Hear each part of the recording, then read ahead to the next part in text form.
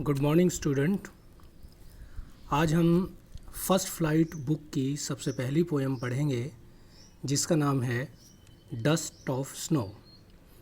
ये poem Robert Frost के द्वारा लिखी गई है जो एक अमेरिकन पोएट है। Actually American poet Robert Frost अक्सर जीवन की सच्चाइयों के बारे में लिखता है, रियलिटी ऑफ लाइफ के बारे में लिखता है, और इस पोएम में भी इसने अपना यही स्टाइल विद्यमान रखा है, लाइफ और रियलिटी ऑफ लाइफ के बारे में लिखने की कोशिश की है। इसका थीम आज के करंट थीम से मिलता जुलता है। जिस तरह से आज पूरे संसार में एक नेगेटिव माहौल फैला हुआ है, तो इस नेगेटिव माहौल से भी किस तरह से पॉजिटिव चीज़ें निकाली जा सकती हैं, इसी थीम को लेकर, इसी थीम से संबंधित ये पोएम है डस्ट ऑफ स्नो। सबसे पहले डस्ट ऑफ स्नो का मीनिंग हम क्लियर करते हैं। वर्ड मीनिंग इसमें स्नो वर्ड है जिसका अर्थ होता है बर्फ़, छोटे छोटे पार्टिकल्स, और डस्ट का अर्थ होता है स्मॉल पार्टिकल्स ऑफ स्नो, बर्फ़ के छोटे छोटे कण होते हैं। तो इस पोएम का अर्थ है बर्फ़ के छोटे छोटे कण, यानी कि डस्ट ऑफ स्नो। पहला पहरा इसका हम पढ़ते हैं। पहला पहरा देखिए आप। The way A crow shook down on me the dust of snow from a hemlock tree। अर्थात the way A crow shook down on me, कहता जिस तरह से एक कौवे ने, एक क्रो ने मेरे ऊपर झाड़ दिया। शूक डाउन का अर्थ होता है, शूक डाउन वर्ड मीनिंग में देखिए आप, शूक डाउन का अर्थ होता है झाड़ देना कोई भी चीज़, और दूसरा वर्ड है इसमें हेमलॉक जो आगे आएगा। तो कहता जिस तरह से एक क्रो ने मुझ पे झाड़ दिया। क्या झाड़ दिया आगे देखिए। द डस्ट ऑफ स्नो, कहता बर्फ़ के छोटे छोटे कण मेरे ऊपर झाड़ दिए फ्रॉम ए हेमलॉक ट्री, एक हेमलॉक के पेड़ के ऊपर से जिस तरह से एक कौवे ने मेरे ऊपर छोटे छोटे कण बर्फ़ के झाड़ दिए। बात पूरी, अभी आधी बात हुई है इस पहरे में, अगले पहरे में ये बात पूरी भी होगी। तो इसके इम्पोर्टेंट जो वर्ड मीनिंग है वो एक तो शूक डाउन है। शूक डाउन का अर्थ आपको मैंने पहले बताया कि झाड़ना होता है, और हेमलॉक एक ट्री होता है, एक पॉइजनस ट्री होता है, POISONOUS, पॉइजनस। स्पेलिंग साफ नज़र नहीं आ रही होगी तो आप नोट करते रहें। जितने भी वर्ड मीनिंग इसमें बताए जाएंगे, जिस तरह से आप क्लास में नोट करते रहते हैं, जो डिफ़िकल्ट वर्ड्स होते हैं वो आप साथ साथ नोट करते रहें, सभी बच्चों से गुजारिश है। तो हेमलॉक का मतलब होता है कि एक पॉइजनस ट्री, एक जहरीला पेड़ होता है। तो इसमें आपने पहले पहरे में देखा है कि बड़ी ग्लूमी, बड़ी नेगेटिव, बड़ी एक टेंशन वाली या एक उदासी वाला माहौल कवि ने क्रिएट किया है, क्योंकि क्रो एक बैड ओमन का प्रतीक है। बैड ओमन मतलब अपशकुन का प्रतीक है। और दूसरा हेमलॉक ट्री एक जहरीला पौधा है। जहरीला जो मृत्यु का प्रतीक होता है। वैसे तो स्नो जो बर्फ़ होती है ठंडे देशों में वो भी मृत्यु का प्रतीक ही होती है। तो इस तरह से पूरे पहरे में, पहले पहरे में कवि ने जो माहौल बनाया है बहुत सैडनेस का, बहुत ग्लूमी, बहुत टेंशन वाला माहौल क्रिएट किया है। कहता जिस तरह से एक कौवा मेरे ऊपर एक जहरीले पेड़ जिसका नाम हेमलॉक ट्री है उसके ऊपर से कुछ बर्फ़ मुझ पे झाड़ देता है, तो उससे क्या होता है ये हम अगले पहरे में देखेंगे। सबसे पहले अब इसकी हमने ट्रांसलेशन करी है, इसके बाद इसकी हम एक लिटरेरी डिवाइसेस की बात करेंगे। लिटरेरी डिवाइसेस पहले पहरे की हैं, देखिए आप। लिटरेरी डिवाइसेस का पहरा मैंने अलग से बनाया है। राइम स्कीम इसमें ए बी इस्तेमाल हुई है।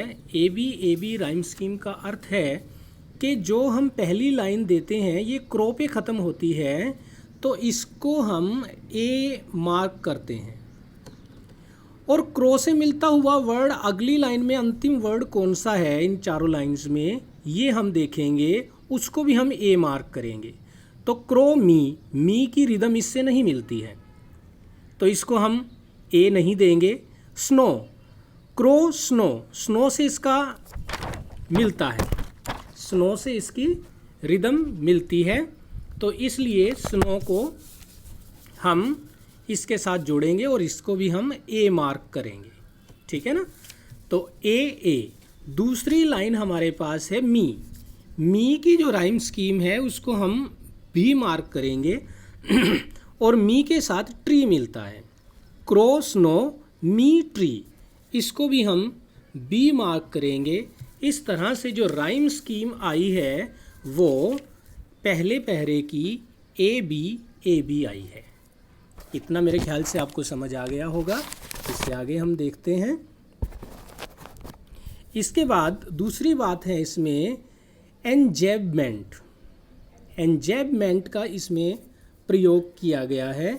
एंजेबमेंट का अर्थ होता है कि एक ही सेंटेंस जब एक लाइन या एक से ज़्यादा लाइन में वही सेंटेंस चलता रहता है कविता की, तो उसको हम एंजेबमेंट कहते हैं। जैसे कि पूरे पहरे में भी अर्थ कंप्लीट नहीं हुआ अब तक, इसमें इसने कहा है कि जिस तरह से कव्वे ने हेमलॉक के पेड़ से कवि के ऊपर, मी मीन्स कवि के ऊपर डस्ट के इसके स्नो के पार्टिकल यानी कि बर्फ़ के कण झाड़ दिए हैं, यानी कि आधा सेंटेंस हुआ तो सेंटेंस पूरा नहीं हुआ, सेंटेंस पूरा 4 लाइन में भी नहीं हुआ, तो इसका मतलब यहाँ पे एंजेबमेंट है। जब कोई भी एक लाइन 2 या 2 से ज़्यादा सेंटेंसेस तक पहुँच जाता है उसका लाइन का सेंटेंस और अर्थ कंप्लीट नहीं होता, तो उसमें एंजेबमेंट आ जाता है। तो एंजेबमेंट इसके अंदर है। दूसरी बात इसमें एसोनेंस है। एसोनेंस होता है जब हमारे पास 2 तरह के अल्फ़ाबेट्स होते हैं, एक कॉन्सोनेंट होता है और दूसरा हमारे पास वाउल्स होते हैं। तो जब वाउल्स का रेपिटेशन होता है एक ही लाइन में, तो उसको हम एसोनेंस बोलते हैं। जैसे सेकंड लाइन आप देखोगे, शूक डाउन ऑन, डाउन और ऑन में ओ शब्द का रेपिटेशन हुआ है और शूक में भी ओ अल्फ़ाबेट का रेपिटेशन हुआ है, पुनरुक्ति हुई है। तो इसका मतलब यहाँ पे हमारे जो लिटरेरी डिवाइस मिलेगी वो एसोनेंस मिलेगी। स्पेलिंग नोट करते रहें सभी बच्चे, ASSONANCE, एसोनेंस। तो ये 3 तरह की इस पहले पहरे में लिटरेरी डिवाइसेस आपके पास आई हैं। वर्ड मीनिंग मैंने आपको पहले बता दिए हैं। शूक डाउन का अर्थ झाड़ना होता है, हेमलॉक का अर्थ पॉइजनस ट्री है, जहरीला पेड़ है, और इसमें सिंबोलिज्म का इस्तेमाल हुआ है। क्रो जो एक अपशगुन का प्रतीक है, बैड ओमन्स का प्रतीक है, हेमलॉक ट्री भी बैड ओमन्स का प्रतीक है, मृत्यु का प्रतीक है, जहरीला पेड़ है। स्नो भी पाश्चात्य देशों में, वेस्टर्न कंट्रीज़ में बैड ओमन ही होता है, वो भी मृत्यु का प्रतीक होता है, क्योंकि सब कुछ समाप्त हो जाता है, सारे पेड़ पौधे, सारी प्रकृति समाप्त हो जाती है, बर्फ़ के नीचे ढक जाती है। तो ये सारा कुछ एक टेंशन वाला, एक सैडनेस वाला माहौल क्रिएट करता है। तो आगे हम बढ़ते हैं। पहले पहरे में कवि ने बताया कि जिस तरह से कव्वे ने मुझ पर हेमलॉक के पेड़ से कुछ बर्फ़ के कण मुझ पे झाड़ दिए, तो क्या हुआ, हैज़ गिवन, अगला पहरा देखेंगे आप, सेकंड पहरा देखेंगे, has given my heart, MY माई है, ये क्लियर लिखा नहीं हुआ है, आपको समझने में दिक्कत आ सकती है, स्पेलिंग में बता देता हूँ, MY has given my heart a change of mood. कहता जिस तरह से कव्वे ने मुझ पे बर्फ़ के कण झाड़ दिए हैं, उसने मेरे मूड को चेंज कर दिया है, मेरे दिल में, मेरे हार्ट में चेंज कर दिया है, अर्थात मेरा मूड चेंज कर दिया है, मेरा मन चेंज कर दिया है। जो सैड था, बहुत ज़्यादा उदास था, मेरा दिल कुछ भी करने का नहीं कर रहा था, लग रहा था कि सारा दिन मेरा वेस्ट हो जाएगा इसी मूड की वजह से, तो उसने मेरा मूड चेंज कर दिया है। Has given my heart a change of mood, मेरा मूड चेंज कर दिया है, मेरा मन खुश कर दिया है। And saved some part of a day I had rued, और कहता जो मेरा दिन नष्ट होने वाला था, जिसके ऊपर मैं पछताने वाला था, रूड का अर्थ होता है पछताना, वर्ड मीनिंग में आप देख सकते हो, रूड का अर्थ हमने रेग्रेट लिखा है, पछताना लिखा है, नष्ट भी कह सकते हैं हम। कहता जो मेरे दिन का कुछ हिस्सा नष्ट होने वाला था और उस पे मैं पछताने वाला था, तुमने उसे ये बर्फ़ के कण मुझ पे झाड़ कर एकदम से चेंज कर दिया है, मेरा मूड बना दिया है, बहुत खुश कर दिया है मुझे। तो पूरी दो ही पहरे इस कविता के, बड़ी छोटी सी कविता है लेकिन बहुत बड़ी सीख, रियलिटी ऑफ लाइफ इसमें आपके सामने रखी है। पहले पहरे में कहा, जिस तरह से एक कौवे ने मुझ पे बर्फ़ के कण झाड़े और उस बर्फ़ के कण जब मुझ पे पड़े, दूसरे पहरे में कहता है उसने मेरे मूड को चेंज कर दिया और मेरा दिन नष्ट होने से बचा लिया, जिस पे शायद मुझे पछताना पड़ सकता था। रूड का अर्थ आप नोट कर लेंगे। रूड का अर्थ रेग्रेट होता है, पछताना होता है। अब इसकी लिटरेरी डिवाइस की बात करते हैं हम। लिटरेरी डिवाइस में आप देखिए, सेकंड पहरे की लिटरेरी डिवाइस है। राइम स्कीम उसी तरह से चलेगी। पहले में हमने जैसे ए बी दिया था, तो इसमें हमने सी डी दिया है। राइम स्कीम दूसरे पहरे की जो रही है वो सी डी रही है, क्योंकि इसमें भी उसी तरह से जो राइम स्कीम चलती रही है। जैसे हार्ट है, पहली लाइन में हार्ट है, हार्ट का पार्ट के साथ मिलता है, तो अगर ए बी हम यूज़ कर चुके हैं पोएम में, तो अगला हम सी यूज़ करेंगे।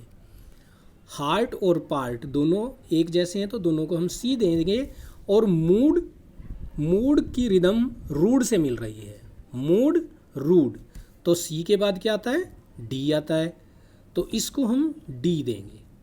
अंडरस्टैंड?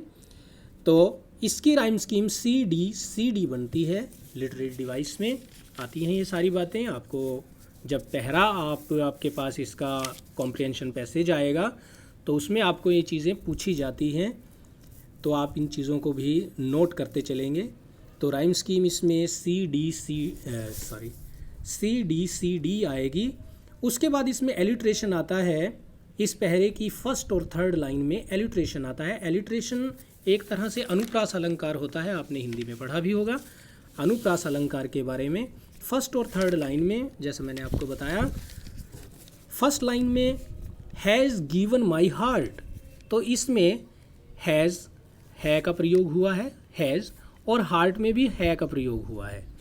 हिंदी में हम समझेंगे, हा शब्द का उच्चारण बार बार हुआ है, हैज़ हार्ट 2 बार हुआ है, तो इसमें अनुप्रास अलंकार हिंदी में कहते हैं, और इंग्लिश में हम इसको कहते हैं एलिट्रेशन। स्पेलिंग आप नोट कर सकते हो, ALL मतलब ALLITERATION, एलिट्रेशन। एलिट्रेशन का अर्थ है अनुप्रास अलंकार। तो एच शब्द का या हा साउंड का इस्तेमाल इसमें 2 बार हुआ है, इसी तरह से थर्ड लाइन में भी है। एंड सेव्ड सम, सेव्ड और सम, सा वर्ड का सा साउंड का इस्तेमाल इसमें भी रिपीट हुआ है। तो इन दोनों लाइनों को देखते हुए इसमें हम कहेंगे कि इसमें एलिट्रेशन इस्तेमाल हुआ है। एलिट्रेशन के बाद इसमें कॉन्सोनेंस का प्रयोग हुआ है। एंसोनेंस और कॉन्सोनेंस होता है। पिछले पहरे में हमने एंसोनेंस के बारे में बताया था, जिसमें वाउल्स को रिपीट किया जाता है, तो उसमें एसोनेंस होता है। और कॉन्सोनेंस मतलब जिसमें कॉन्सोनेंट का प्रयोग ज़्यादा होता है। कॉन्सोनेंट वाउल्स को छोड़ के जितने होते हैं वो सारे कॉन्सोनेंट होते हैं। AEIOU वाउल्स होते हैं, और इनको छोड़ के बाकी जितने भी अल्फ़ाबेट होते हैं वो कॉन्सोनेंट होते हैं। कॉन्सोनेंट का इस्तेमाल इसमें बार बार हो रहा है, जैसे हैज़ और हार्ट में तो हुआ ही है, हैज़ गिवन माई हार्ट में। तो उसके बाद सेव्ड और सम में भी इसका इस्तेमाल हुआ है। और इसके अलावा लास्ट लाइन आप देख सकते हो, day of a day I had rued, तो डी अल्फ़ाबेट का या डी साउंड का जो इस्तेमाल है वो बार बार हुआ है, तो इसमें कॉन्सोनेंस का प्रयोग भी हुआ है। तो इस तरह से इस पहरे में 3 लिटरेरी डिवाइसेस का प्रयोग हुआ है। Rhyme scheme, C D, alliteration का प्रयोग फर्स्ट और थर्ड लाइन में हुआ है, कॉन्सोनेंस का प्रयोग इसमें किया गया है। ये हमारी कविता थी, पोएम थी, पहली पोएम, जिसका नाम आपको मैंने बताया कि डस्ट ऑफ स्नो है। Dust of snow poem Robert Frost की लिखी हुई है। दोबारा से आपको रिपीट करा रहा हूँ। इसमें जो डिफ़िकल्ट वर्ड थे, स्नो का अर्थ बर्फ़ है, डस्ट का अर्थ है स्मॉल पार्टिकल्स ऑफ स्नो है, बर्फ़ के छोटे छोटे कण होते हैं। दूसरे पहरे में रूड शब्द आपने लिया है, रूड शब्द डिफ़िकल्ट वर्ड्स में, जिसका मीनिंग रेग्रेट होता है, पछताना होता है। तो इसका पूरी कविता का जो अर्थ है वो यही है, बड़ा सिंपल सा छोटा सा अर्थ है कि जिस तरह से एक कौवे ने मुझ पे हेमलॉक के पेड़ से कुछ कण बर्फ़ के गिरा दिए तो उससे मेरे मूड में चेंज आया, मेरा मूड चेंज हो गया, मेरा मन खुश हो गया और जिससे मेरा जो दिन था वो नष्ट होने से बच गया, जिस पे शायद मुझे पछताना पड़ता। तो ये पूरी पोएम का अर्थ था। अब हम इसके थीम पर आते हैं।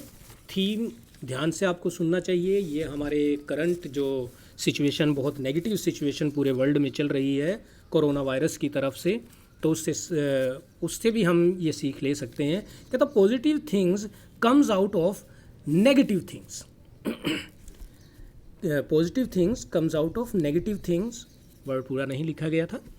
नेगेटिव थिंग्स कि तो पॉजिटिव जो चीज़ें होती हैं वो नेगेटिव चीज़ों की ही देन होती है, उन्हीं से हमारे पास पहुंचती है पॉजिटिव चीज़ें। ये ज़रूरी नहीं है कि जो नेगेटिव चीज़ें होती हैं वो आपको सिर्फ गलत चीज़ें ही देती हैं, नेगेटिव एटमॉस्फेयर ही देती हैं, आपको नेगेटिव रिजल्ट ही देती हैं। ऐसा बिल्कुल भी नहीं है, क्योंकि नेगेटिव चीज़ों में भी कहीं ना कहीं पॉजिटिव बातें छुपी होती हैं। जैसा कि इस कविता के माध्यम से कवि कहता है, कवि जैसे पहले पहरे में कहता है कि बहुत ज़्यादा ग्लूमी एटमॉस्फेयर है, बहुत ज़्यादा सैड एटमॉस्फेयर है। यहाँ पे दो सिंबल्स का प्रयोग इसने किया है, क्रो और हेमलॉक ट्री, जो बैड ओमन्स समझे जाते हैं। बैड ओमन्स मीन्स नेगेटिव चीज़ें समझी जाती हैं, बुरी चीज़ें समझी जाती हैं। हेमलॉक ट्री जिस तरह से एक पॉइजनस ट्री है, जहरीला पेड़ है जो मृत्यु का प्रतीक है, और क्रो है जो वो भी बैड ओमन है। बैड ओमन में आप शगुन है। कौवे को भी जैसे बिल्ली रास्ता काट जाती है तो हम समझते हैं कि कुछ बुरा होने वाला है, वास्तव में ऐसा कुछ भी नहीं होता। और उसी जो नेगेटिव चीज़ें थी, जो हेमलॉक ट्री था, बर्फ़ थी, या जो आप कह सकते हो कि क्रो था, ये सारी चीज़ें, इन सारी चीज़ों ने, नेगेटिव चीज़ों ने मिलकर ही कवि के मूड को चेंज कर दिया और उसका दिन नष्ट होने से बचा लिया। सेम इसी तरह से आज की स्थिति है। कोरोना वायरस की वजह से हम सभी घरों में हैं, हमारे सारे काम धंधे रुके हुए हैं, सारा कुछ एकदम नेगेटिव माहौल है, डर का माहौल है कि कहीं हमें कुछ इन्फेक्शन ना हो जाए, कोई रोग ना हो जाए। सभी लोग डरे हुए हैं। लेकिन इसमें भी हमें पॉजिटिव चीज़ें नज़र आती हैं। जैसे हम कह सकते हैं कि पहले हर रोज़ एक्सीडेंट में करीबन पूरे देश में 400 लोगों की मृत्यु हो जाती है, सीवर एक्सीडेंट्स होते थे। आज करीबन 21 दिन से भी ज़्यादा हो चुके हैं, इस तरह की कोई ख़बर हमें सुनने को नहीं मिली है। अर्थात एक्सीडेंट से होने वाली मृत्यु जो है वो बिल्कुल ख़त्म हो चुकी हैं। इसके अलावा जो क्राइम था, क्राइम भी बहुत कम हो गया है, क्राइम बहुत बढ़ गया था, क्राइम अब हमें सुनने को नहीं मिल रहा है। तीसरी बात पोल्यूशन की है। पोल्यूशन जो बढ़ गया था, ऑटोमोबाइल, जो गाड़ियां हैं, मोटरसाइकिल्स हैं या फैक्ट्रियां हैं, इनके चलने से पोल्यूशन बहुत ज़्यादा हो गया था और इस पोल्यूशन के कारण सभी पशु पक्षी और हम भी बहुत ज़्यादा बीमार फील करते थे। जो पोल्यूशन शायद नहीं रहा बिल्कुल भी। बड़े शहरों में जिसकी मात्रा 600 के करीब पहुंच जाती थी, आज 60 ही रह गई है, और अब शायद 60 भी नहीं रही है, क्योंकि कई दिन पहले इसको मापा गया था। अब बिल्कुल हमारा वातावरण बिल्कुल शुद्ध है, पशु पक्षी बिल्कुल ऐसा लगता है कि जैसे बहुत खुश नज़र आते हैं, प्रकृति बहुत शांत नज़र आती है। और इसके अलावा और भी कई चीज़ें हैं जो, फॉर एग्ज़ाम्पल, लोगों को ह्यूमैनिटी में ज़्यादा विश्वास है। पहले लोग अपने आप कमाने में लगे रहते थे, अपने बारे में सोचते थे कि हमारे को सारा कुछ मिल जाए, लेकिन आज लोग दूसरों की सहायता में विश्वास करते हैं, जो दूसरों को दान देने में विश्वास रख रहे हैं, दान बहुत ज़्यादा दे रहे हैं लोग। तो ये इन सारी चीज़ों को देखते हुए हमें लगता है कि हर नेगेटिव चीज़ में कुछ पॉजिटिव ज़रूर छुपा होता है। ज़रूरत होती है कि ये हमें देखने की, हमारा दिमाग किस तरह का है। तो इस कविता से कवि यही कहना चाहता है कि नेगेटिव और पॉजिटिव चीज़ें हमारे दिमाग में छुपी होती हैं, ये हमारे दिमाग की उपज होती है, बाहर कुछ भी बैड ओमन्स नहीं होता। जैसा कि कवि ने पहले पहरे में एक बहुत ग्लूमी, बहुत सैड सिचुएशन क्रिएट की और सेकंड पहरे में एकदम से चेंज करके उन्होंने बताया कि किस तरह से बैड, जो नेगेटिव चीज़ें हैं वो पॉजिटिव चीज़ों में बदल जाती हैं, पॉजिटिव चीज़ें हमें, पॉजिटिव रिजल्ट्स हमें देती हैं। इसके अलावा आज आपके देखो, जब पोएम पढ़ाई है तो होमवर्क भी ज़रूर आपको मिलेगा ही। तो कुछ इसमें क्वेश्चन, टेक्सचुअल क्वेश्चन है आपके 2-4, तो वो आप नोट कर लेंगे सभी। पहला प्रश्न है जैसे what is a dust of snow. मैं इसकी ट्रांसलेशन आपको करके बताऊंगा और आप सभी बच्चों ने इसको ट्राई करना है। ट्राई मीन्स मतलब आपने करके देखने हैं। ये ज़रूरी नहीं है कि वो ठीक होंगे या गलत होंगे, कल हम इनको सोल्व करके बताएंगे, उससे आप मैच कर सकते हो कि कहाँ कितना आपका ठीक हुआ है और कितना आपका गलत हुआ है, बिल्कुल वैसे ही जैसे हम क्लास में करते थे। तो सबसे पहले आप ट्राई करोगे what is a dust of snow. Dust of snow क्या है आपको हमने बता भी दिया है, वर्ड मीनिंग में भी क्लियर किया है, तो आपके लिए इतना ज़्यादा मुश्किल नहीं होगा इसको इस प्रश्न का उत्तर देना। What is a dust of snow, dust of snow क्या है, व्हाट मीन्स क्या। व्हाट डज द पोएट से, SAY है से, व्हाट डज द पोएट से हैज़ चेंज्ड हिज मूड, कि कवि के मूड को किस चीज़ ने चेंज कर दिया। हाउ का अर्थ होता है कैसे, how has the poets mood changed, और कवि का मूड किस प्रकार से चेंज हो जाता है। दूसरा प्रश्न आप देखिए, how does frost present nature in this poem, कहता है इस कविता में कवि प्रकृति को किस तरह से प्रस्तुत करता है। प्रेजेंट करना मतलब प्रस्तुत करना, और नेचर मतलब प्रकृति। फ्रोस्ट कवि का नाम है, रॉबर्ट फ्रोस्ट का। द फॉलोइंग क्वेश्चन में हेल्प यू, नीचे दिए गए प्रश्न आपकी सहायता कर सकते हैं to think of an answer, इस आंसर को देखने में, इस आंसर के बारे में सोचने में कि कवि ने प्रकृति का प्रयोग कैसे किया है। पहला प्रश्न देखिए जैसे, what are the birds that are usually named in the poem, कि कवि ने इस कविता में किस पक्षियों का, किन पक्षियों का जिक्र इसमें किया है, या किन पक्षियों का नाम इसमें आया है। तो ये आपको पता है, क्रो का नाम आया है, ज़्यादा सोचने की ज़रूरत भी ना अपने आपको पड़ेगी, लेकिन आपने प्रश्न की जो लैंग्वेज है, जो भाषा है, वो सही से बनानी पड़ेगी, वो आपने देखना है, वो सीखना है। डू यू थिंक, क्या तुम सोचते हो, थिंक मीन्स सोचना। Do you think A crow is often mentioned in the poem, क्या तुम सोचते हो कि कविता में क्रो को मेंशन किया गया है, क्रो का जिक्र किया गया है। इसी में प्रश्न है आगे जुड़े हुए, what images come to your mind when your mind, sorry गलत हो गया, इसको काटेंगे हम। What images come to your mind when you think of a crow, कहता जब आप किसी कौवे के बारे में सोचते हो तो आपके दिमाग में क्या तस्वीर बनती है। इमेजेस मतलब तस्वीर, क्या तस्वीरें आपके दिमाग में बनती हैं जब आप एक कौवे के बारे में सोचते हो। तो ये इससे अगला प्रश्न आप देखेंगे। अगेन नेक्स्ट क्वेश्चन है, ये ध्यान से आप देख सकते हो। दूसरा प्रश्न है, इसके दूसरे प्रश्न का दूसरा भाग है ये, पहला भाग आपको हिंदी करा दिया है। Again, what is a hemlock tree, hemlock tree क्या है ना। हेमलॉक ट्री क्या है। वाई मीन्स क्यों। Why doesn't the poet